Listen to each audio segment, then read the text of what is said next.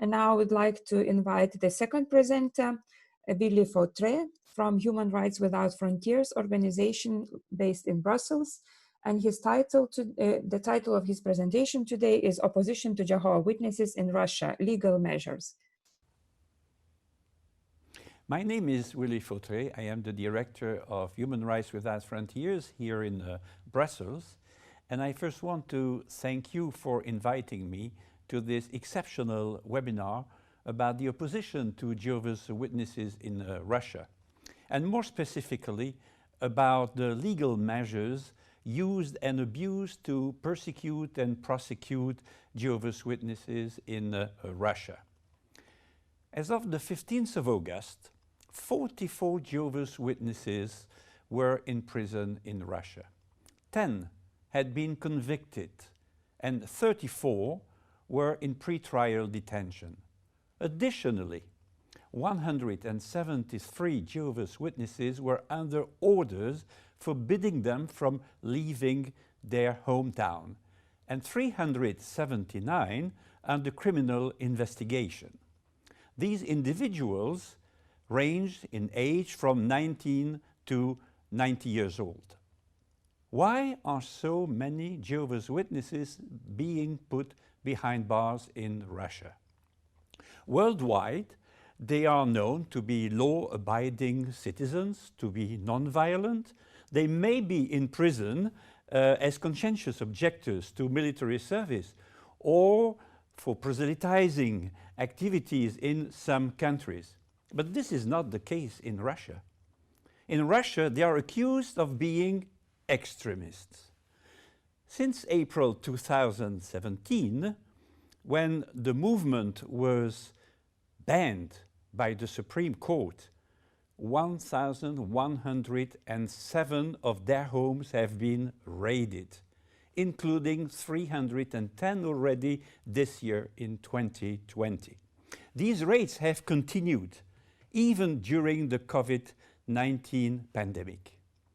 Dennis Christensen, a 46-year-old Danish citizen living in the Russian town of Oryol, was the first Jehovah's Witness to be arrested a few weeks after the ban. He was placed in pre-trial detention for a long period before being sentenced to 6 years in prison. 6 years in prison. The acceleration and intensification of the persecution of Jehovah's Witnesses in Russia started with the ban of their movement on the 20th of April 2017 on grounds of alleged extremism.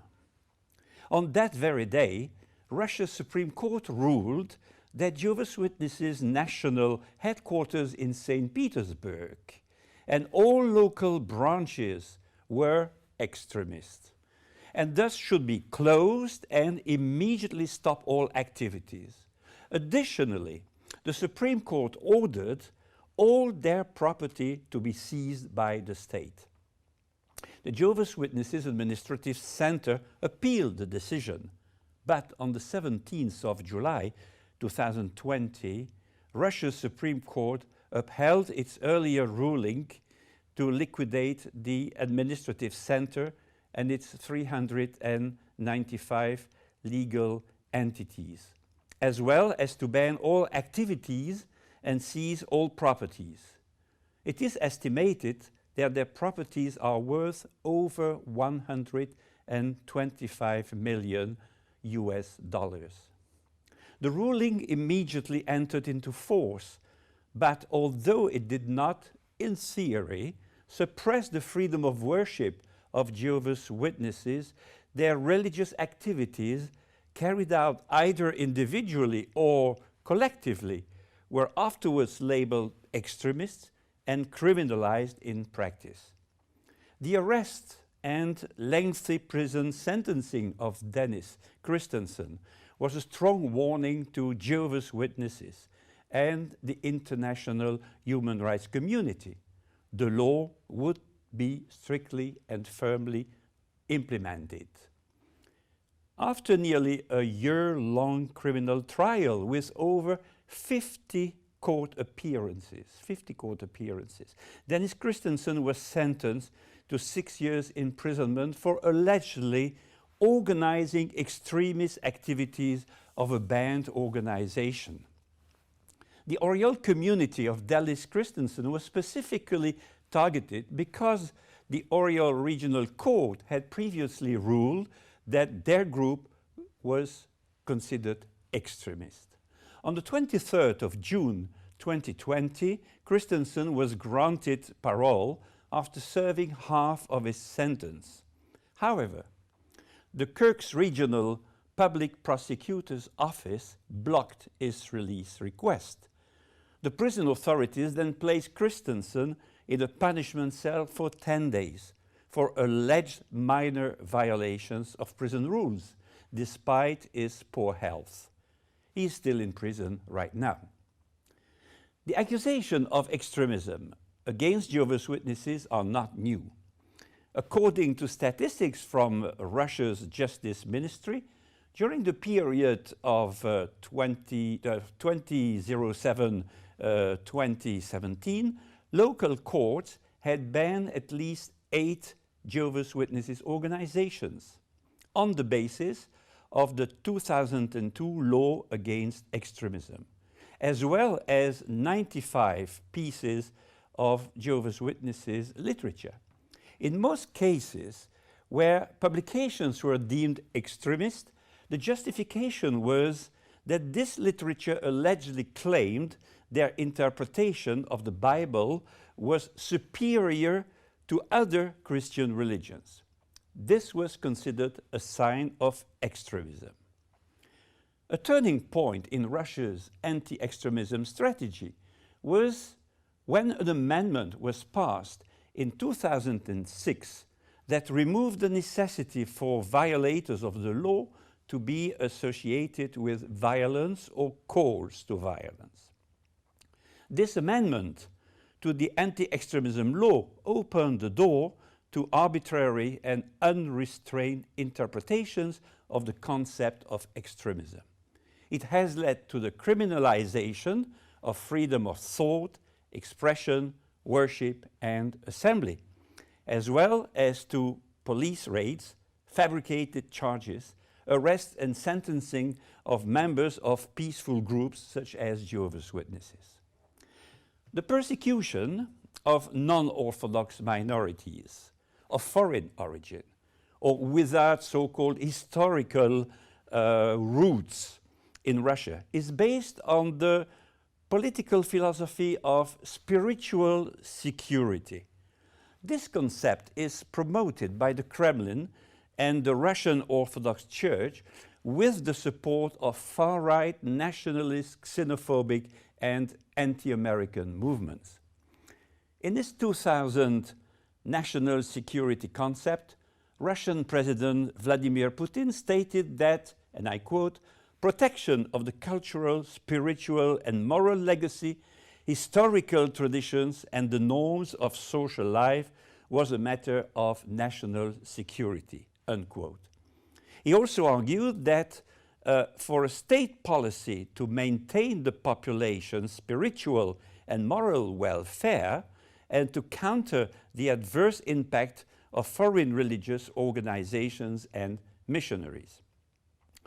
The developments that ensued soon stifled the principles of liberalism established in the very first years of the post-Soviet period.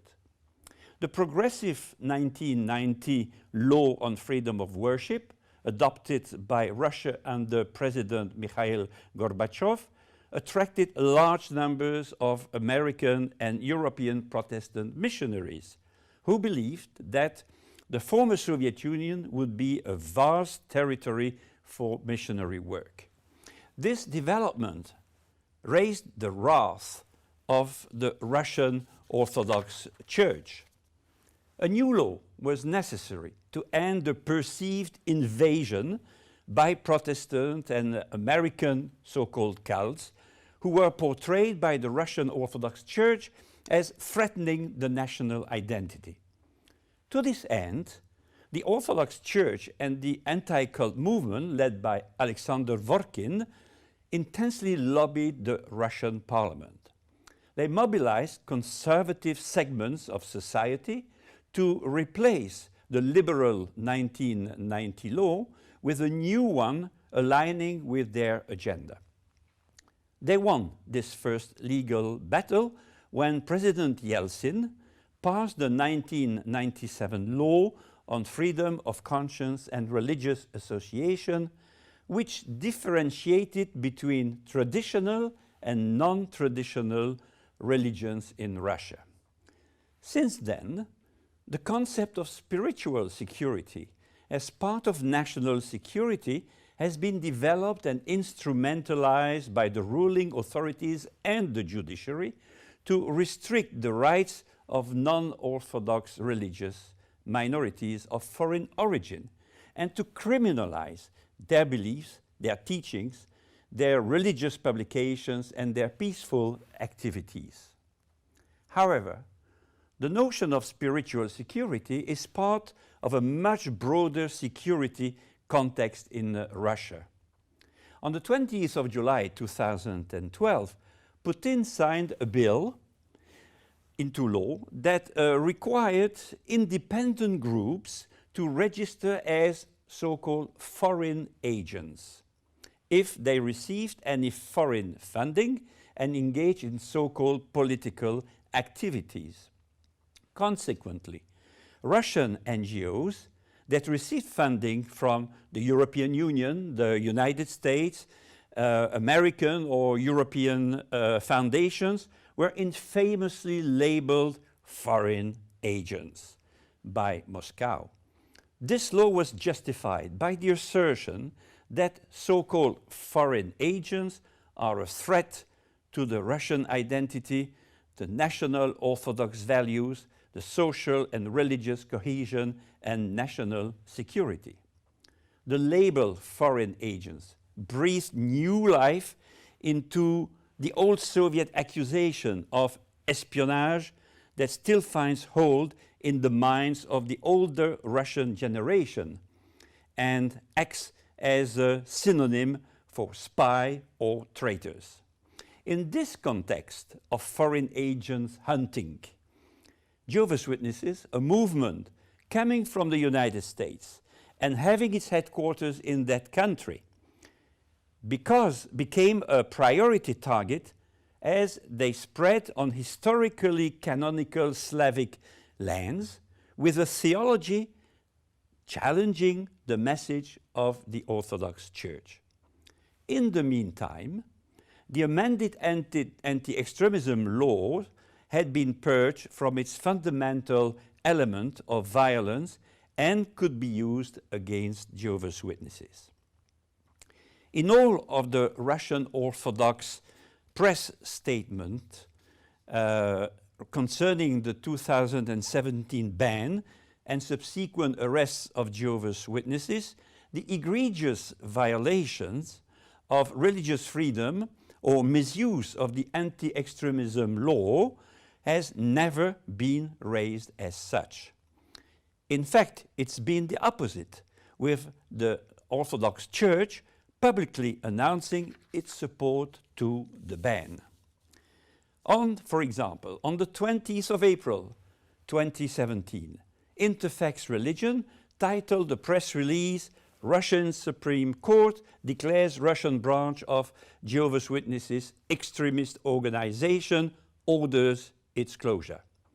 On the 2nd of May 2017, Interfax Religion confirmed the position of the Orthodox Church with a press release titled "Russian Orthodox Church supports ban on Jehovah's Witnesses in Russia." And on 13th of February 2019, the Russian Orthodox Church reiterated its full support for the ban with a press release titled "Russian Court's ban on Jehovah's Witnesses founded, Justice of Ministry." The banning of Jehovah's Witnesses in Russia was a great victory for Orthodox anti-cult organizations, and in particular Alexander Vorkin, who is the main and emblematic anti-cult crusader in Russia. After returning in the early 1990s to Russia from the United States, where he was influenced by the American anti-cult movement, Dworkin has been fighting against Jehovah's Witnesses for over 2 decades.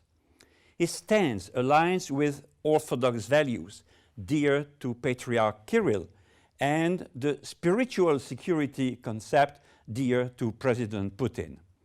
Dworkin was outspoken about this perceived victory in RIA Novosti News and on the TV channel Sputnik a few weeks after the court decision. In conclusions, the fight for religious freedom in Russia has a long way to go, for sure. The US is leading the way to exposing President Putin's persecution agenda against Jehovah's Witnesses and other so-called non-historical religious movements. The US Commission on International Religious Freedom has made a number of recommendations to the US government calling for sanctions.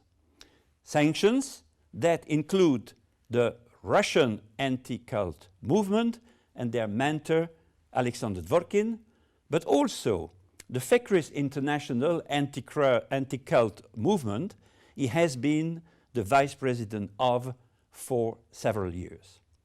The EU has its own system of targeted sanctions and could be activated. The United Kingdom, the Netherlands, Denmark, Italy, and other democratic countries have similar mechanisms designed to defend freedom of religion or belief around the world and to adopt sanctions if necessary. Lastly, Jehovah's Witnesses themselves defend the right to freedom of religion for their members in Russian courts, in the European Court of Human Rights, the United Nations, and the OSCE. This movement survived Nazi ideology. It survived 70 years of communism in Russia. It is safe to assume that it will also survive the persecution of Putin's regime, backed by the Russian Orthodox Church and Dworkin. But it will be a long battle. I thank you for your attention.